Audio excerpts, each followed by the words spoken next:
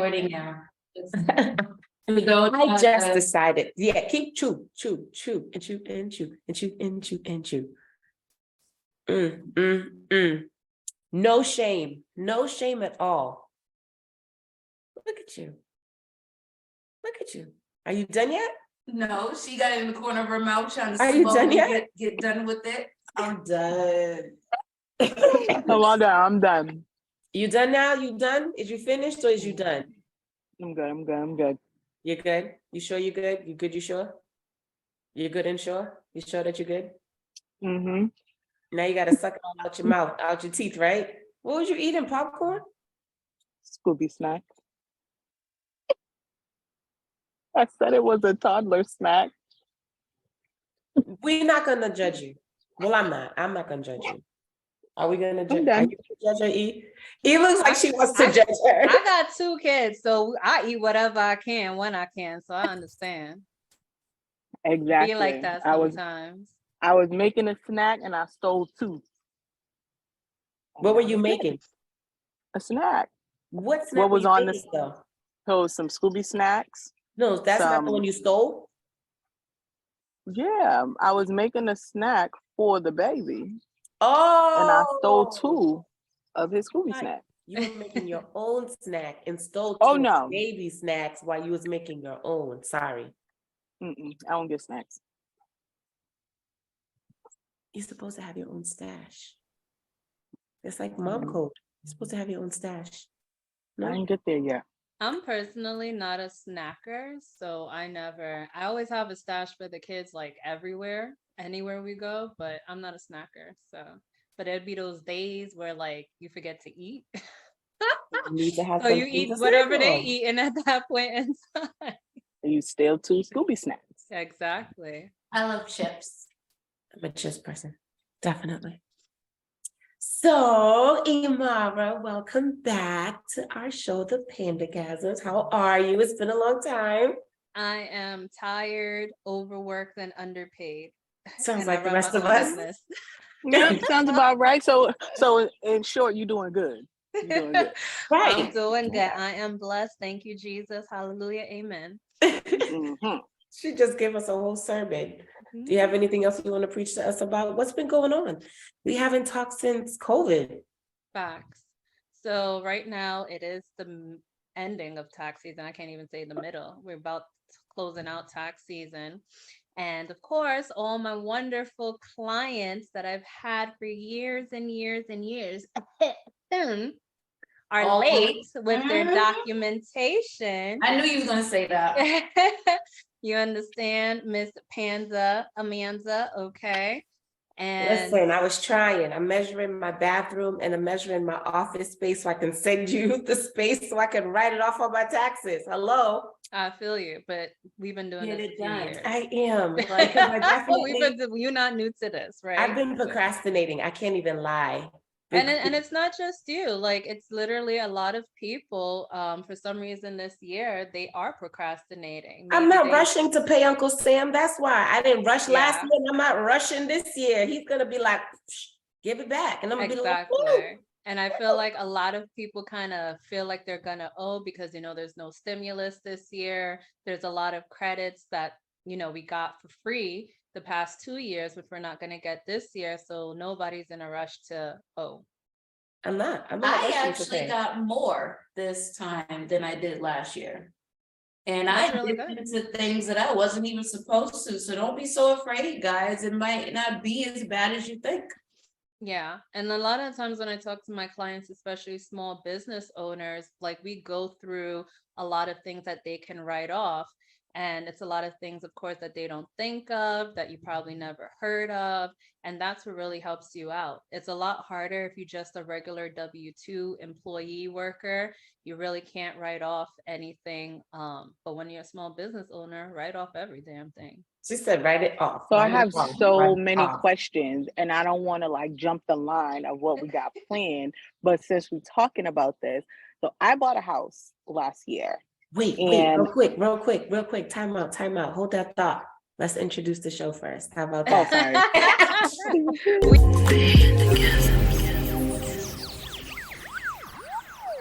And I am your lovely host, Panda.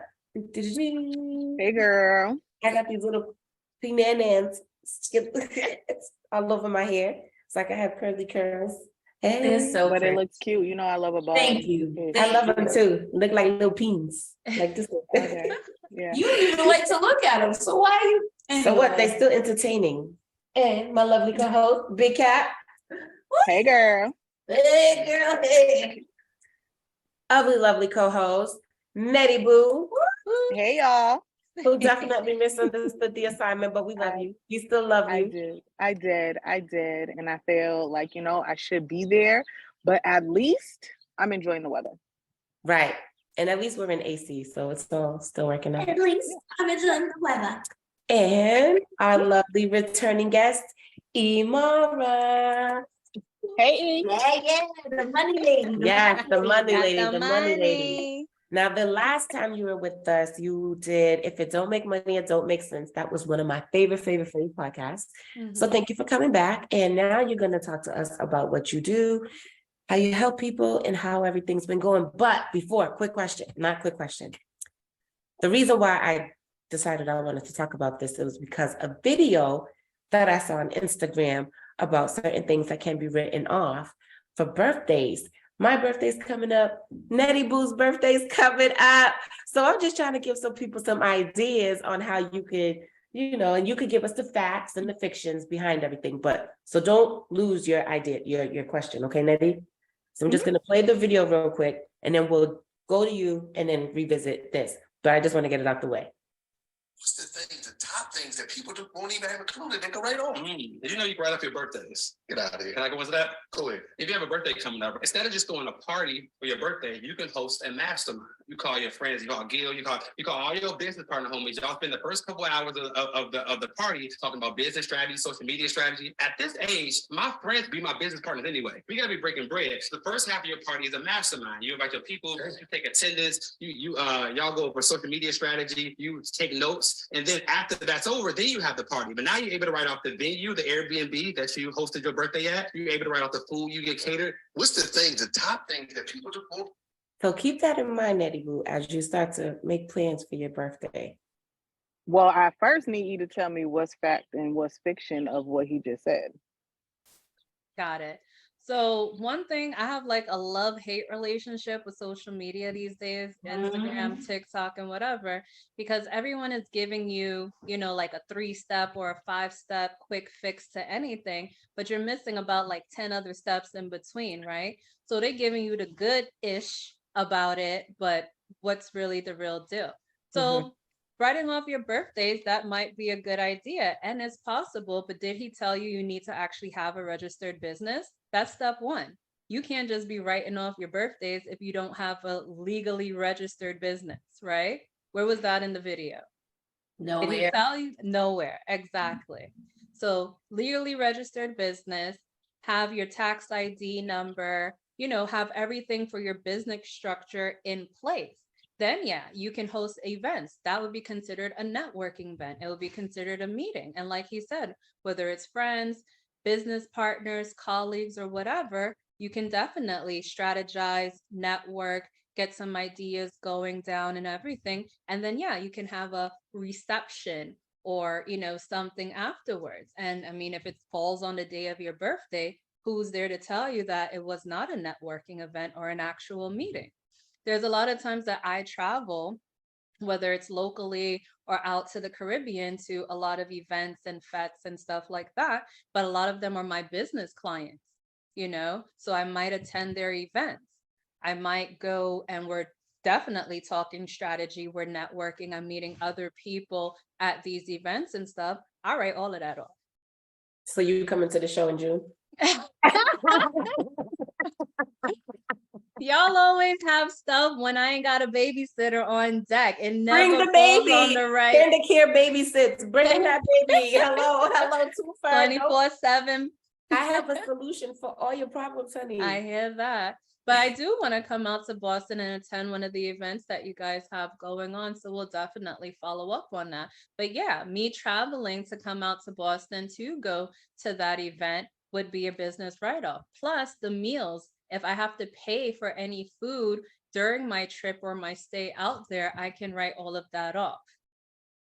Nice. See? That's good to know. Yeah. That's good to know. And I feel like you're absolutely right about the key points, because I don't have a registered business. So while that video sounds so good and I have a birthday coming up, yeah, no, it doesn't apply to me. Exactly. It's But not it for can me. apply to you because it really doesn't take that long for you to register a business. You can do it in a matter of like 48, 72 hours and have a legally registered business. And it only What costs should like I $25. register? It only costs $25 to Mm. register in the city of Boston. Unless it went up, but that's what it was the last time. Yeah, Gotcha. I I'm think just it's trying to think definitely what a my lot more. business is. But in other states, it's definitely a few $100s to register the business, get your tax ID number, whatever. But do that. And then, yes, you could create your own networking events, your own meetings, and have key personnel come to there. You know, that's how you drive your business. That's how you build yourself up. And then all of that is tax deductible. Gotcha. Now, so I have so many questions. So I'm gonna do my first question first. But Sure. no, I feel like this one would apply. Let's say two business owners with legally registered business have a business lunch, Mhm. right? Who gets to write that off? Who's Do they paying have for to it? like pay separately in order for both of them, like split the check in order for both of them to write it off? Okay. Exactly. And Whoever I pays figured, for it writes it off. So And both the sides, other right? caveat to that too is when you have a business, and a lot of people, a lot of small business owners don't have a business bank account. They do all of their transactions through their personal account, right? So when you legally register your business, you go and get that tax ID number and whatever other paperwork comes along with that, you can go to a bank and actually open up a business bank account. Now, you might have to fund that bank account, of course, with some of your own money initially until you start generating revenue or whatever it may be, but have all your expenses on that debit card or credit card or whatever you have for that bank coming out of that instead of your personal one. And then if you are meeting someone, whoever pays for it writes it off. If you guys split the check, then you both get a piece of the pie and you both can write off a portion of it. gotcha. Okay. So that's all the questions I have on like write-offs for now. I want to go back to tax, the tax conversation we were having before we started the show, Okay. because so like I was explaining, I bought a house last year, 2022. So when I was doing my taxes this year, I'm like, I don't know, I guess my expectation for purchasing a home was greater than what was actually what my deduction, I guess, Mm-hmm. ended up being. And it was explained to me that Trump raised the deduction amount or some Okay. sort. And this is why I want you to explain it, because when it was explained to me, I understood it, but I'm not able to reiterate it. But they explained, like, Trump raised the standard deduction amount, so it's harder to come outside of that bracket when you're writing off whatever deductions you have throughout the year. So could you just like shed some more light on that? Because it Of course. makes sense, but Yeah. I would like to be able to reiterate it without sounding like I don't have an education. No problem. So initially, everyone, when you go into filing your taxes, you get a standard deduction, whether you're filing single, married filing jointly, head of household, whatever your status is, they have different ranges for each category, right? So let's say for a single person, your range, I think, is, let's say, around 19,000. That's your standard deduction. So in order for you to see a significant refund, I want to say, when you start writing off things like a house or other things like that, you're going to need those write-offs to be greater, to put you over that hump, over that category, for you to really start seeing, some money coming back than what you would normally get. The other misconception is that when you have a home and it's your primary residence, you're not renting it, you're not doing anything, you are living there yourself. It is a lot harder to write off things for the home. Now, if it was an investment property, or if, let's say you had a multi-family home and you lived on one floor and you rented out another floor or something like that, or even a room, you would be able to write off a lot more things, because now you're possibly bringing in income. You may have to renovate the property, so any renovations could be written off and things like that. When you are buying your own home, your own primary residence, you're limited to what you can write off. You can write off your mortgage interest, you can write off the mortgage insurance premiums, and then if you do certain repairs like solar, eco-friendly type of upgrades and things like that, those things you can write off. But regular generic repairs and stuff, you cannot write that off on your taxes for your primary residence. Oh. So, And that's what like a lot of people additions think, and like, stuff like let's that. be a homeowner, because now I could go and do this and I could fix up my property and so on and so forth. And then when tax time comes and they're like, but I had, like $30,000 in renovations on my house and whatever. I'm like, okay, is it a rental property? Do you rent out a room? Do you rent out the basement? Whatever, we can't write this off if it doesn't fall into any of the write-off categories for a primary residence. That is good to know. And when you say rent, let's say I made a portion of my home like an Airbnb space, that Mhm. would be considered like a Yes. rental. Yes, it would. Okay. So you would claim, of course, the rental income that you receive, and then any upgrades, renovations, furniture, cleaning, maintenance, Airbnb fees, whatever it takes to run that space, to facilitate that space, now becomes a business expense. It's either a rental property or a rental space, and you can write off the expenses that relate to that. To that space. So if I Yeah. was to like make this area over here like an Airbnb space, I would only be able to write off any improvements I made to that space. But if I gave them access to my backyard and I did my balcony over, then I will be able to write off my balcony redo. He's It doesn't right. have to be for Yeah. the full year. Yes, you would. Yes, you would, because now Do I have to do that for the full year? No, you do not have to do that So if I full did it year. for a month, got my balcony done and then was done with it, I would be straight. There are certain things that I will not say on this recording I got you. that other I got people you. may view, so we can have a one-on-one on the side. There are always workarounds and loopholes, I got but you. whatever area and space that you do give that rental person or people access to, and anything done with those areas or spaces, accommodations, can be written off. Gotcha. Gotcha. I got what I needed out of this, y'all. I mean, I'm I would glad. that's more than a month, but girl, Right, however, like she said, I'm just gonna push it to the exact 31st. She said, matter of fact, I'm gonna wait till February. It's on 28 days. that is so fun, right? But the thing is, you have to put down how long, how many days or how many months you do have that space rented, because then you're getting a percentage off of the expenses that you had. So if it was for the full entire year, you would get 100% off. If it's only for, half of the year, 50% of what the expenses are and things like that for that space. Gotcha. This one, maybe done did 30 days and the renovation take 45. And they're like, but, okay, talk about, can you stay an extra 15 days? No. But then she would get 75% of the renovation that she It's still did. good. It's still Which good. is still a good, Okay. exactly, which is still Ain't that valid. a C? That's a pass in school. You know what? Oh my You know goodness. what? But We that's like 80 and better. 80 classes. and better, not 75. 80 and better. She said you gotta get a B. Why Yeah. you gotta get Okay. We're not settling for less. We're going above and beyond, so we're Yes. not gonna take the average. I'm not listening to y'all because when I leave here, I'm going to do math homework. I'm looking for a C at least. Okay.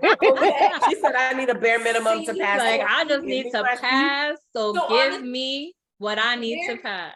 The bare minimum is a D, and I never shoot for a D. So at least I'm Okay. saying a C. You know what I'm saying? All right, all right. But I think it has to be a C to be transferable, right?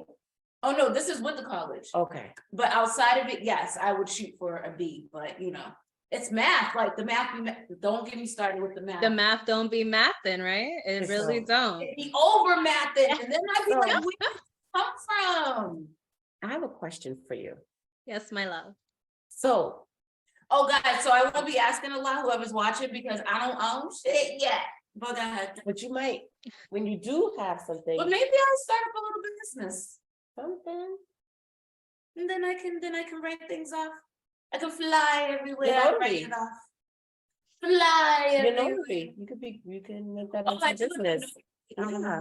I'm a notary, so I can make that a business. Yeah. Of course. Because you have to take a test and you have to be licensed in order to be a Look at her notary. face. Did you just? Yeah, see so her face? I've been a notary for a little bit, so I might message you. Is there anything do I need to ask you offline, or do I just, what, do I need to just make it a business? Just, Well, in order to register your business, of course, you got to come up with a name for the business. Then you do Yeah, a I hate name coming up search with to names. make sure that name is available. And once it's Mhm. available, we register it. We'll get you And- a tax ID number and boom, you're in business. that's Mhm. it. All right, so I got my business. All right, next up. Cause I think, okay, sorry. No, I guess I do have a question that you said notary. It's like you had to spark me. I feel like the money when you're a notary comes in when people are buying houses and you have to do that documentation and stuff like Yes. that. Is that correct? That is correct, because most of the time notaries can only charge, I think it's like what, $250 per stamp or something like that.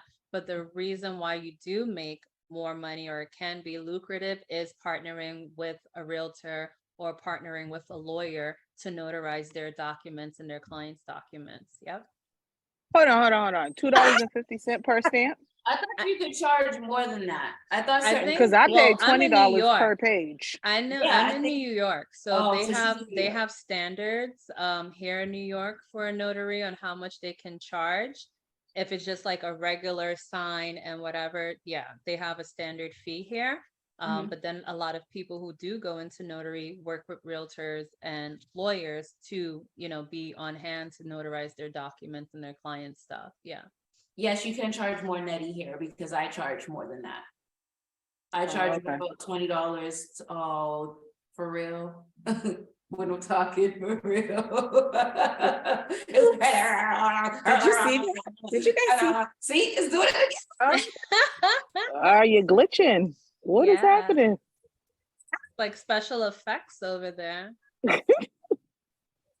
Earlier, but oh well. Okay, so yes, okay, so I'm gonna, once I'm done with all this mapping and stuff, then I'll focus on that. I can only do one thing at a time. You should, because girl. it gets overwhelming and crazy. You wanna pull your hair out. Mhm, mhm. So really quick, Panda, before you ask your question, I did just have an epiphany.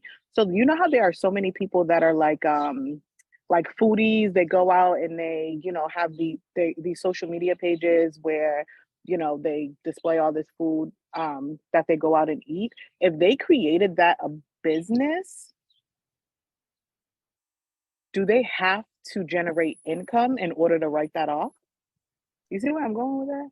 So the IRS has regulations that after a certain amount of years of the business not generating a profit or something, it's considered a hobby.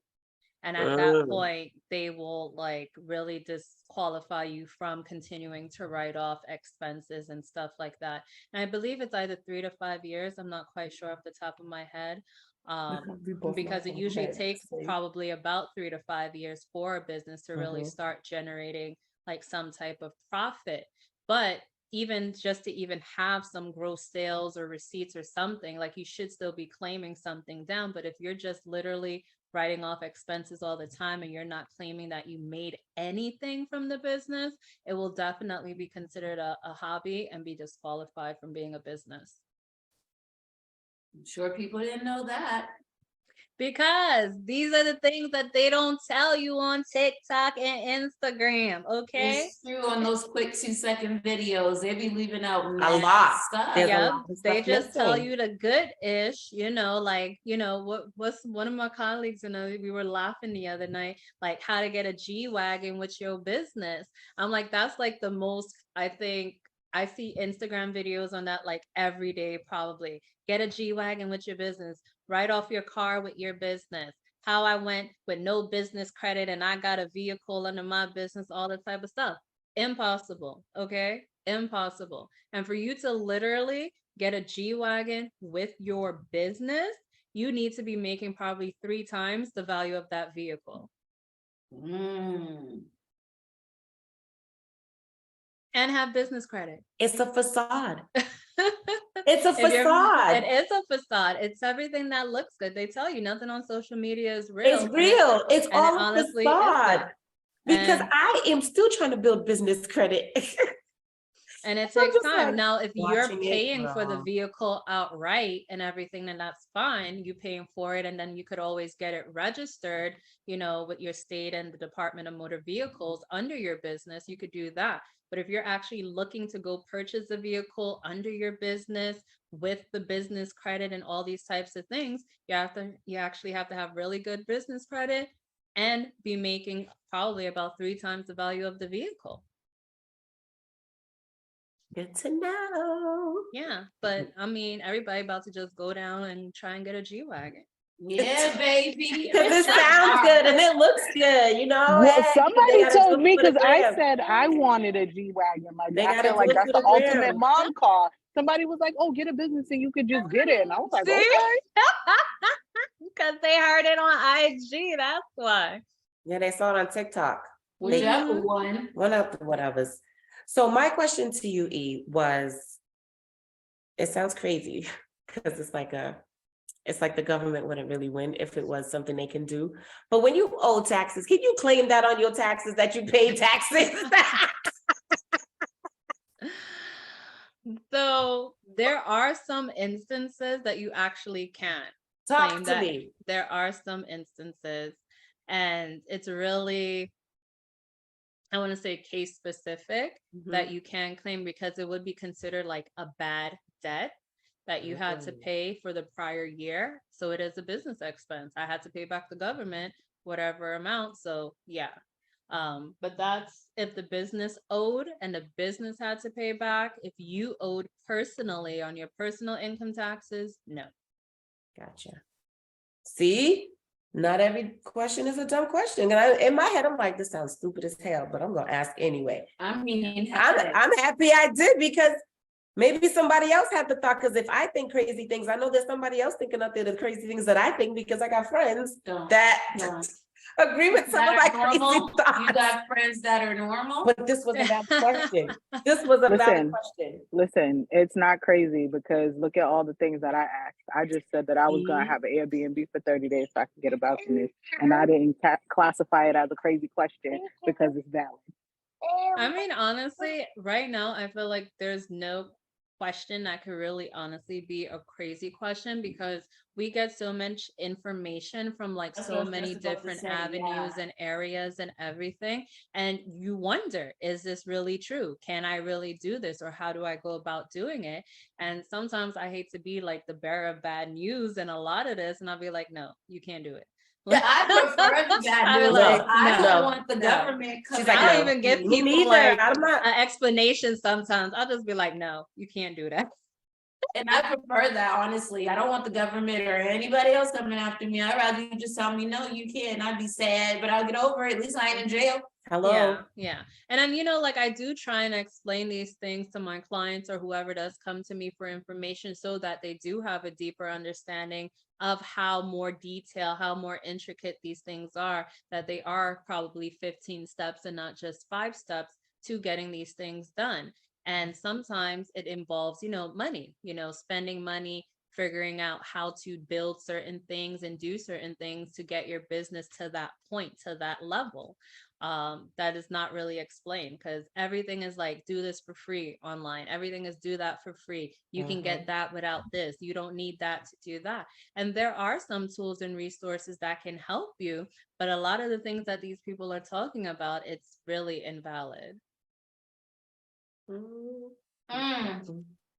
Just be out here lying. Invalid. See, this Just is be why we be lying. having these conversations with these professional people who know what they're discussing. I mean, like honestly, it'd be like pissing me off sometimes.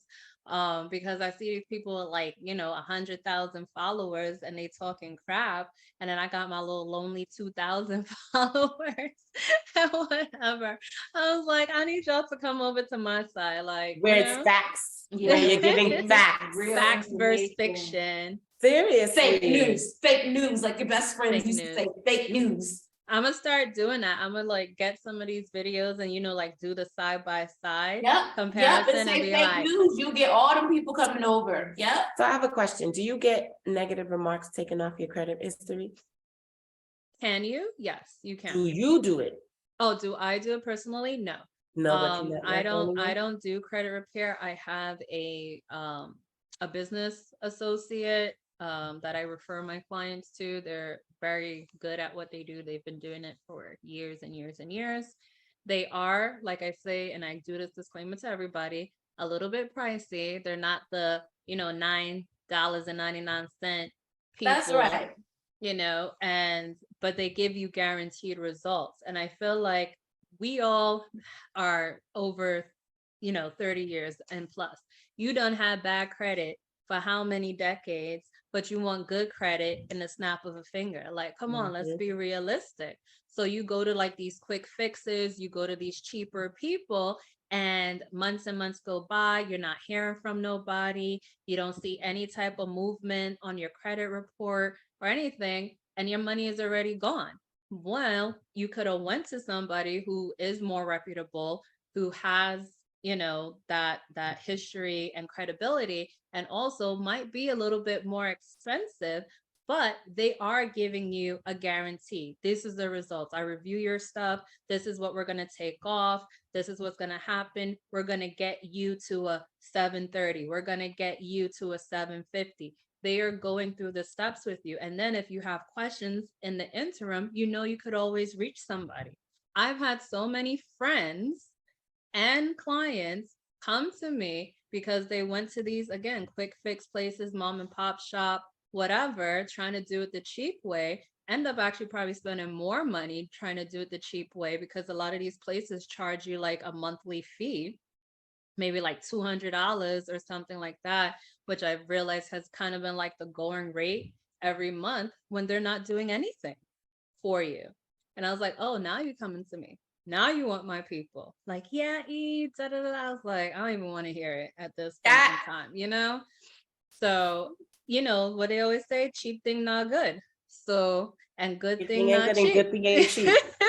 That's how we was raised. Exactly. And that's a fact. And it's a fact when it comes to your finances, to your home, to the certain types of things that you really want to take care of and manage properly. You really can't put, I want to say, a bottom line price tag on something like that. Yeah. This is true. This is very true. I'm glad I asked. Now, one of your favorite things that you like to discuss, life insurance.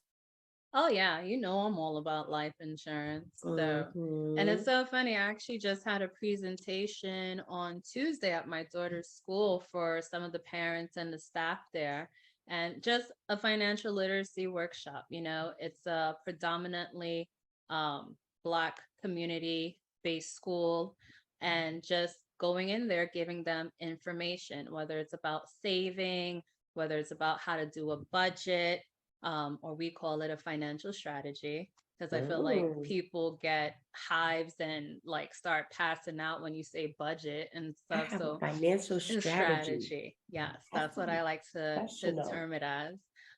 So we were talking about some of that stuff, and then of course life insurance. And you know me, I'm a big advocate for life insurance.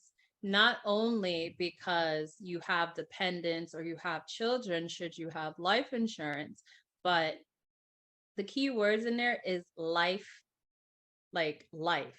There are insurance policies that you can actually use while you are still alive. It's called a living benefit. When you mention life insurance to people, they always think, well, I ain't gonna be here when I die. Like, I ain't got nobody to leave this to. Why I gotta get all this money to leave to y'all? Like, all these types of things. I done heard probably every excuse and, you know, quid pro quo and all kind of ish the past couple of years. But there are a lot of policies and tools and resources out there that you can use a life insurance policy to save in. You can use a life insurance policy to grow your money in. Because right now, with everything that's going on with the US dollar, and even before, even like the past few years, your money is sitting in a bank account, most people, whether it's a checking account and a savings account. A lot of regular bank accounts do not give you interest anymore on the money that's sitting there. So unless you have like a CD or a money market account or some type of other like high yield savings account or something, you're not really earning any interest on your money, right? It's just sitting there.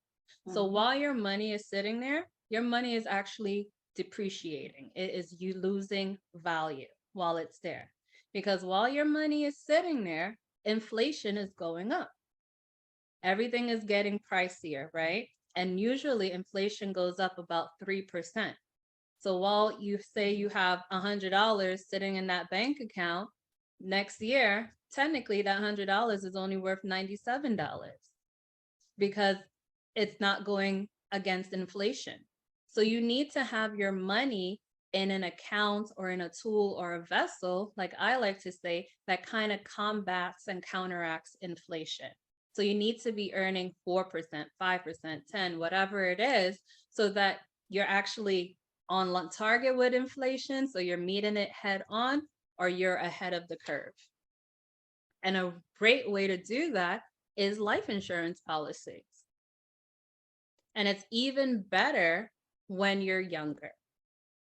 And that's the thing a lot of people don't understand. They wait until I'm older, I ain't dead yet, you know, I still good, I'll get something down the line. But the longer you wait, unfortunately, you may have some type of ailments, you may have had surgery, you may have had some type of a medical history that one may make getting life insurance more expensive for you, or two, you may not qualify at all. And a lot of people don't get that. So why, and I like to talk about this, especially in our, you know, Black, Caribbean, and Hispanic communities, is because talking about life insurance is so taboo. Talking about finances, period, is so taboo. And then for me to be a Latina, Caribbean female talking about finances is like, I am the diaspora right here talking about these things to people. Trying to break that curse, trying to break that history, you know, in our communities. And getting life insurance policies or certain vessels for children is definitely very more advantageous to them. Stop having your children in debt, taking out all these student loans to go to college that they're probably not going to be able to pay off. You know, a lot of people have had student loans thinking that they're going to come out of college and get a great job, and they're paying these loans off for 30, 40 years. Do you know how much interest and how much money we have given Sally Mae, Navient, whoever, all these, you know, whatever, all these Fannie Mae, all these people, we done given them so much of our money, especially in our community, because we do not set up our families to have savings and enough assets so that they can pay for education on their own. We are always going to take out loans and do this, putting ourselves and the next generation and the next generation in debt before they even start living. As opposed to other communities and other, you know, backgrounds who have these things already in place, usually from when the children come out the womb. They put certain savings plans and investments in place for their children so that when they do get older, they have a good start. They're not starting off in debt. They're starting off with some assets. And it's crazy you mentioned that because, sorry, really quick, I have a few things to say. because I never really cared. Like I never really cared to own a house until I had my child. After I had, I'm like, I want to leave him something. I want to set him up. I want him to be good. I don't want him to have the worries or the struggles that I have. So it's crazy that you say that, but that's my comment. Then my question is this something that you help people with? Like, do you have a business? Do you help people with getting like life insurance, like outside of like doing taxes? Yeah. What else is it that your business offers? So one thing I would say also about the fact that you do have a child and now you do have a property, if you are the sole breadwinner, if you are the sole provider, the next steps to that is, do you have a will in place? Do you have a trust in place? Do you have certain things in place that, God forbid, something happens to you? There are instructions and they are safety nets already in place that your son or your child will be taken care of, you know. And I feel like those are the next steps and the next levels that we do not, again, think of or put in place, you know. And because especially if the child is underage, they will not have access to anything that is safe.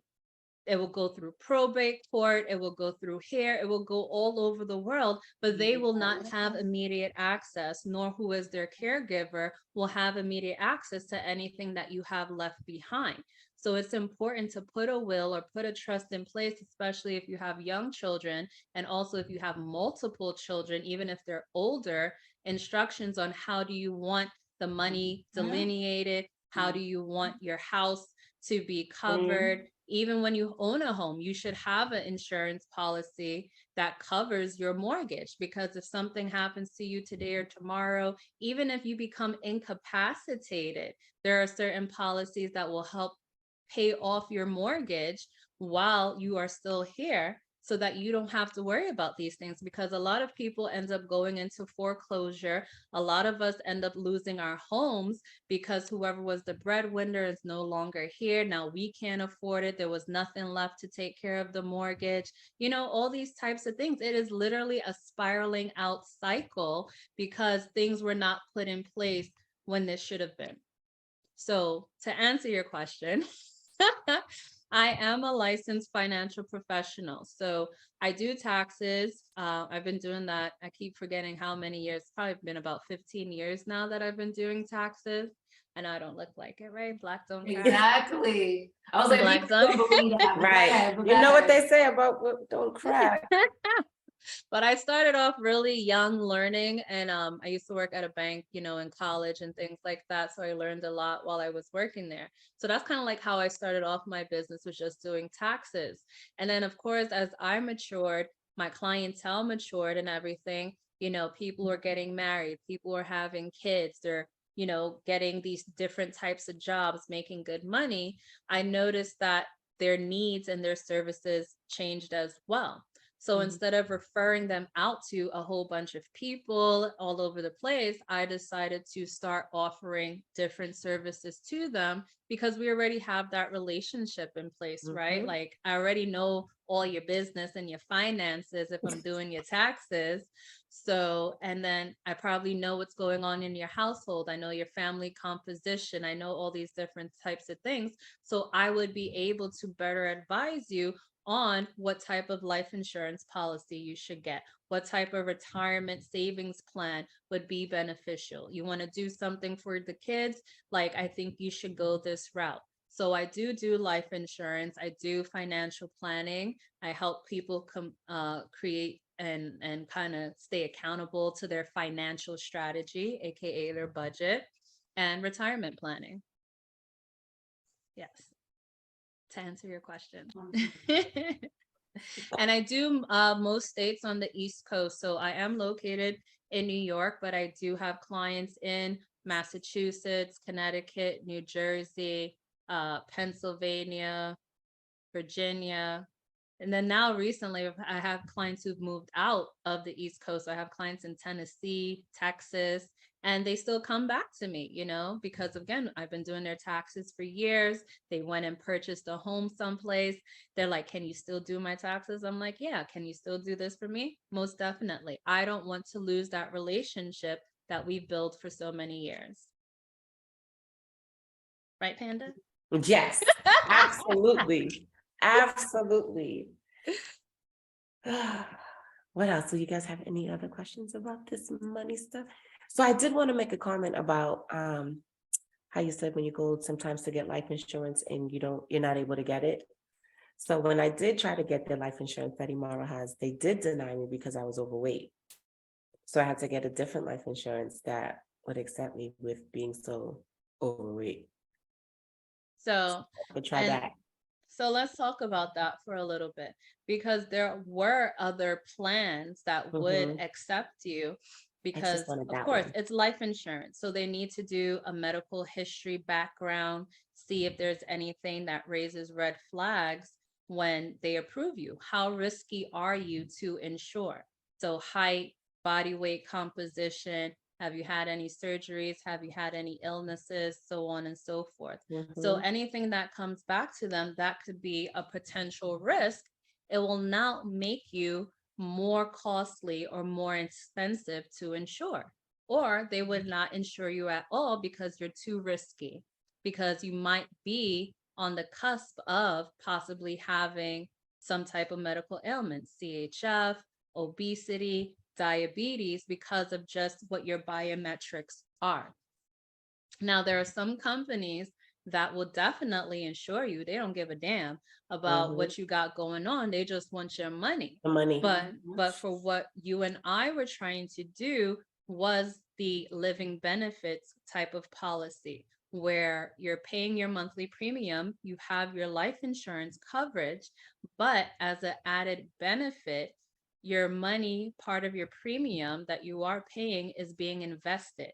So you have cash value that is being generated inside of that policy. And because of my relationship with you, I gave it to you straight. I was like, if this is the route that you want to go, if you want to get this investment to benefit yourself and of course your kids down the line, you got to lose the weight. And so said, so done, right? Right, boo? You've been doing Yep. your thing, you've been working it out. And how much weight have you lost now? 71. 71 Say that a little bit pounds. louder. Why you go- I know, I'm say taking it my life away proud. today. 71, 71, 71. And imagine that. I And know. imagine that. Just And because it's somebody said, nope, we ain't taking you because you're a liability, sis. I was exactly. like, okay. And it does sometimes this? take something like that. That's a reality check for you to really do something that is beneficial to you. One, personally, screw the life insurance, but your health, because I'm sure Yeah. you've noticed your energy levels have changed. Listen, You're I got too much sleeping energy now. probably better. You know, like there's your body, there's different things happening to you personally, right? Yeah. Now, the added benefit of that is we're going to get you some good ass life insurance. This is true. This is what I was trying to get at. Now I'm ready for your company, ma'am. I'm ready. Let's go. You know, and that's the thing. And then I have a lot of clients who is like, yeah, I want to get it. I'm going to do it. I want that policy that we were talking about. A year later, 2 years later, nothing. Don't hear back from them. Da da da da. And this is so unfortunate. It takes either them having a health scare, somebody they know having a health scare, or a death close to them for them to now come back to me and want to do something for themselves. When 2 years ago, it still would have been cheaper for you to get coverage because you were 2 years younger. Now you're 2 years older. It might be a few cents or whatever more expensive, but cents add up, right? Yeah. And it makes a big difference. Yeah. Or now those 2 years later, you might have gained weight. You might have had a medical illness or some type of ailment, and it's even more expensive, or you can't get the coverage that you really want. That's true. Yeah. All of that matters. It does. It does. So I could talk about all this stuff literally until I'm blue in the face. Because it's your So passion. passionate. Yes. I love And that. this is why we wanted you on the show, because who else? Why not get someone who's passionate about things like this? And Like I you have the appreciate that. community, you know? Yeah. And we need these conversations. It's We not click the answers, not just that, TikTok version. We want like the The full truth. version of like what's happening. The truth. My TikTok dance. I was like, the type of dances I'll be doing, I can't do that on TikTok and still be Hey, taken listen. professionally. Exactly. All types And of so licenses might all be that trying to whining get and taken away. curving, Hello. nobody will take Hello. me professionally. Ever. That's why I have to be very careful. Facts. But yeah, I tell a lot of people, and I feel like people get that from me, my genuineness, you know, how I come across, and just the fact that I do want to help people. I do want to help our community. I mean, I'm not a millionaire yet and whatever, so I We're don't on our just way though. facts. And I don't just do this solely to get paid. It is my business. It is my bread and butter. I don't do anything else besides this, but I do it because I enjoy helping people. And I Yeah. don't mind getting paid to help people. Right. I mean, why not? It's a win-win when you love to do it anyway, and then you get to help your people and you get money. You should get money. Exactly. Like, yeah. Exactly. And then, you know, getting people Yeah. coming back to you with their, It's you a know, good feeling. testaments of how you've changed their lives and how you changed their outlook on certain things, and Mhm. you know how you opened up their eyes and now they're doing this better. I mean, I've helped Javi and his wife do certain things. I've helped you, Panda, and other people, and as though we're friends, you know, just you guys entrusting, you know, your lives, your financial situations with me, that makes me feel wonderful. You know, you have that respect and that confidence in me to Mhm. get you to where you want to go. So it's a great feeling overall, and then it just, Ooh. you know, enhances our friendships. Honey, we need to have a talk about ADP off camera because, honey. Oh yeah, she can go off. But I do want you to tell the people where they can find you. Because Yes, what where if can they someone wants to find you? connect with you? For all these services that you offer, where can you be found? We don't want to So- I people am know the you're a people, mom. You by are the the way. people. Yes, we don't I want to am the keep you all people. night. You have some very useful information, but if you tell us everything, they won't need you. They So won't need- where can they find you? Well, they can apply for life insurance on their own, and they might be able to do some of their taxes, but I didn't tell y'all everything you could write off, so you still got to hit me up for that. That's right. And Maddie gonna be hitting you up offline because About her Airbnb, okay, her little 2-day her 30-day Facts. Airbnb. It's gonna be 2 days talking about what? But they were here. No. Yeah, so although I'm located on the East Coast in New York, my business is 100% remote. I see all my clients on Zoom, or we do things, of course, over the phone or electronically. So I can be reached at 347-552-4848. I also have my website, Hercules Financial, S as in Sam, G as in George.com. And I'm on IG as well, Hercules Financial Services Group on Instagram. And you're on YouTube. And I'm on YouTube. You're Yes. on YouTube. Follow her on Financial YouTube. therapist on YouTube. That's my nickname, because I actually have a few clients who are psychotherapists and have their own practices and stuff like that. And it was like they literally told me how talking about finances gives some of them like so much anxiety. So I made a joke with one of them. I was like, well, I'm your financial therapist. You're a therapist to other people, and now I'm your financial therapist. And I literally just ran with it because people have such a either love-hate relationship with money. They may have anxiety, frustrations. Of course, a lot of families do not discuss finances or money at all. So I really do think it is a form of therapy, because you're learning how to use your money. You're learning how to make your money work for you, and you're getting a better relationship with that money, just like you would in therapy with a human being. Yeah. And it's super important. So And it's super important, you know, like, where do you want to be? Where do you see your financial situation going? Are you growing or are you losing? And then, you know, coming to me, I'm hoping that I would be able to facilitate you to get where your goals are. Shed that light and give us the golden pathway. Yeah. Do you want to shout anyone out from your network or from your team? I'm my team. right. That's right. You know what? Show, I am my okay? thing. You know And what? she Okay. gave herself that shot. That's right. I ain't Shout mad out at to it. me because I am a mother of 2 young children. I am a mompreneur, as I like to say it. So I am the CEO, CFO, receptionist, janitor, babysitter, everything wrapped up in one. And I want to say that a lot of women, especially mothers, are entrepreneurs. Black and Hispanic women are pretty much the fastest growing group of entrepreneurs in this country. And we're doing that while taking care of our families, while taking care of other responsibilities. So I want to give a shout out to all the mompreneurs out there. Keep doing what you're doing. There are days when it's rough, when it's tough, you want to cry it out. Get your butt up the next that day business and gotta go keep back going. and go back and Money get it have to done. make. Let me tell you Money have to something. make all the time. Me and my career sister have this joke. So one day I was working out with Carmen, where you guys at? And we used to work out in Franklin Park. And she's killing me. And I'm like, yo, I'm going to throw up. And she was like, well, hurry up and throw up so we can keep going. So I use that, me and my career sister use that in our real life. So when we're when we're struggling at work or something's going on, it's like, all right, hurry up and throw up so we can move on from this. And that's exactly what you have to do. We got things to as do. a mom. Yeah. Exactly. Hurry up and throw up.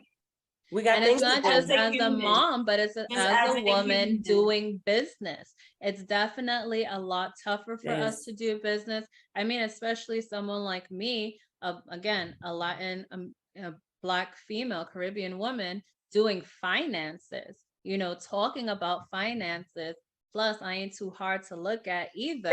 So, double pat on the back, pat on the back. No, but that kind of works against me too at something, because people in that field, especially men who have been in that field, in that industry for so long, don't want to take you seriously because you're pretty face and you're this and you're that. And I'll be like, sir, I'm not here for that. We're going to talk business. We're going to talk business because I'm about my money. I'm not about all that other stuff. So it's difficult for women to be taken seriously depending on what type of industry you're in. And you might go home, it didn't work out, you got a lot of no's, cry it off, get up the next day, go back and do what you got to do. Keep it moving. Agreed. Keep it moving. That's right. Nettie Boo, Big Cap, you guys want to shout anybody out? Any entrepreneurs? Anything, friends, family? Anything, anybody? No, I just want to say that when you said financial therapist, I'm like, ain't that a thing? And it's really not a thing. Financial therapist is absolutely something, but it sounds like it just goes. You so need I to love start that. I love Seriously, you need need to add that. Yeah. Add that to one of your services, financial therapy. You ease people's anxiety and feelings of I mean, well, through through the financial planning that I offer for my clients, we usually meet. Yeah, we usually meet about twice a month. So we review their budget, what they did for that week or the 2 weeks or whatever the time span is. And honestly, once we're going through these types of things, they are revealing to me things that they have discovered about themselves as they go through the process.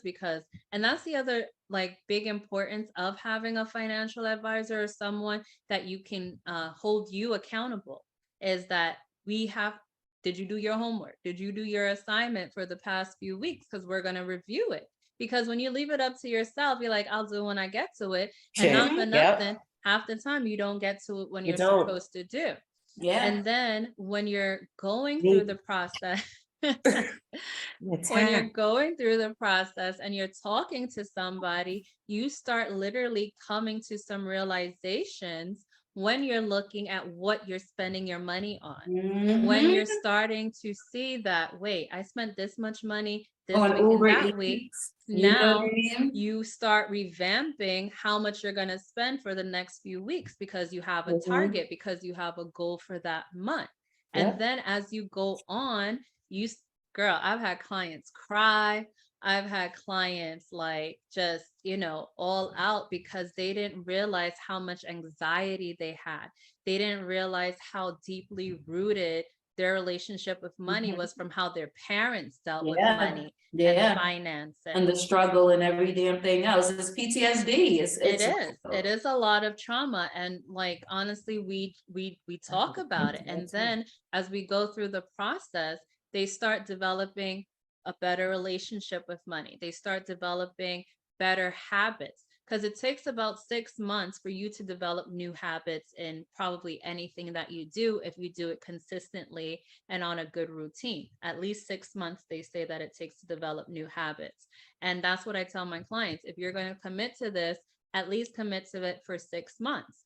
And then they start thinking differently, like, I'm not buying this on Amazon. I'm gonna take the train instead of taking an Uber. Like, my clients like, yeah, like, you are in my head, you were on my shoulder, and I didn't click the button on the Amazon cart, and I didn't do this. And that's how it is.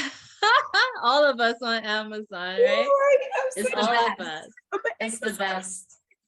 So it makes a big difference having that. And I know sometimes having a financial advisor could be costly, things like that. But if you really are trying to meet a goal and develop new habits, it could be very beneficial. Yeah. And while you are figuring out your financial strategies, everybody watching and listening, please make sure to put your money aside for our show. That's in June 24th, so that you can not tell your financial therapist that you didn't do your homework, and pay yourself. Put that money aside, because that is self-care. So you can coming out to having conversations with adults over 30, where you can talk about life all day in a respectful, safe space. So please pay yourself, put your money aside, because that is definitely self-care, to come out to the show June 24th. Make sure you're following us on all platforms. YouTube, Instagram, Facebook, TikTok, SoundCloud, Spotify, Pandora, all of them. Follow us everywhere so you can stay in the loop. And if they have a business, they can write off the entrance fee. Hello. As a networking and meeting. Follow us on Patreon, and you can write off that too. Exactly. Hello. Y'all playing. Y'all don't want to get this money from the government. We giving y'all loopholes. Help us log in. It's a twofer. I help you, one. you help me. Fact. One wash the other with two hands. You wash your face. Come on. Period. Let's get this money. Everybody can eat. We all gonna eat. So tell a friend to tell a friend who could do your taxes, who can help you ease your anxiety about your savings. do that. Yeah. You guys got anything you want to say to anybody else? Goody. Is that Shandy got her hype right now? Listen, right? Sugar. It's the sugar in it. She don't need no sugar. I see that. Thank you to all our listeners, our faithful followers. Continue to stay loyal. Let everybody know to hit that subscribe button if you're on YouTube. Hit all the follow buttons. Peace, love, and light. Good night.